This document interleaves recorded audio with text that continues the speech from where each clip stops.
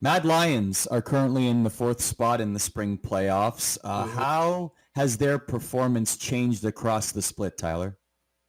I think they've been quite consistent throughout most of the season. Their games this weekend were pretty on par. I think like any rookie team, they have a bit of mishaps. Like the game versus SK, where they gave up the Elder, even though they had all four elemental drakes.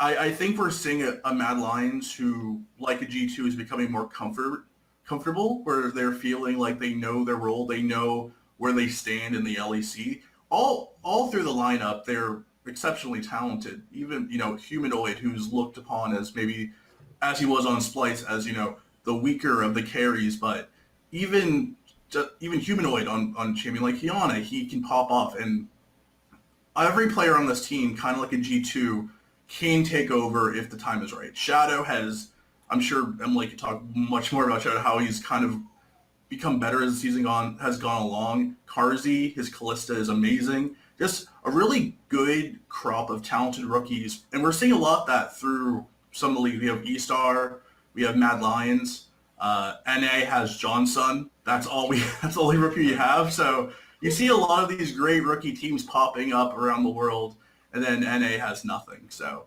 that's really fun. That's really great. I do want to ask though, right? Like a lot of us bought into the Carsey hype at the very beginning of the split, right? When we realized what the team Mad Lions is putting together. Do you think that it's paid off, like collectively among us? Do you think he'll be the rookie of the split in the LEC, or do you think that falls to someone else?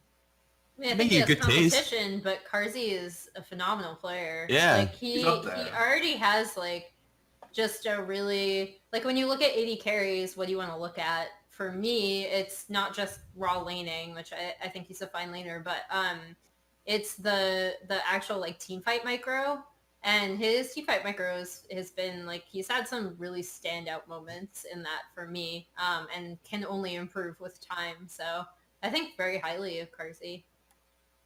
He's very entertaining in the comms too. Yeah, I definitely like. He's very entertaining on Twitter as well. Yeah. I wasn't asking that as if I disagreed with what you just said. I was just asking that considering how much sort of stock we all purchased on him at the very beginning. Who else we got? We got Razork, Denik. Shadow. See, I put Carsey above them. I put Carsey above them.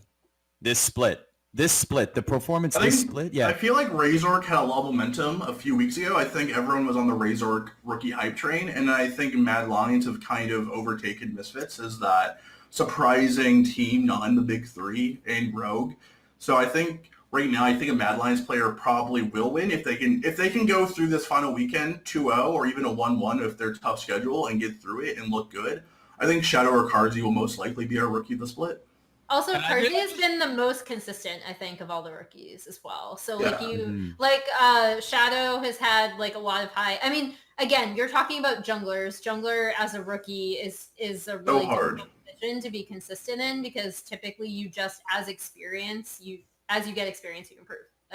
That's typically what happens with most junglers. So, Shadow and Razork have both had like really outstanding moments, but they've also been somewhat inconsistent. And I think the most consistent of the rookies has definitely been Carsey.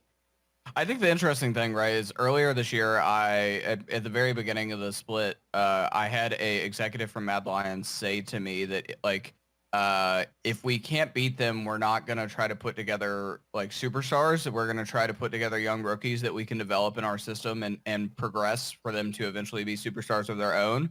Right, and I think that speaks really high volume. Their performance this split speaks really high volume to that system, and I'm referring to G2 as the team that they think that they can't beat, right, at the very beginning of the split. And rather than taking the Origin approach where you sign some of the best players like Xerxes and Upset, right, who are in the league prior and on different teams, Mad Lions took the approach of trying to go out there and scout young talent and put things together from elsewhere and sort of develop in the system. And I think that, I mean, we've always praised sort of EU's ability to develop elsewhere, particularly in the European regional leagues, really high competitive players, because, and we talked last week a little bit about why that system exists, right? Obviously, because it's beneficial for the players and the teams that aren't in the LEC to invest heavily and try to be successful in the ERLs from a profitability standpoint. So I think that it's their performance certainly speaks very well, I think, of EU's future developing young talent. And it's something I hope that one day we get to see in North America, although I'm not too optimistic on that front. Someday, maybe, possibly, hopefully.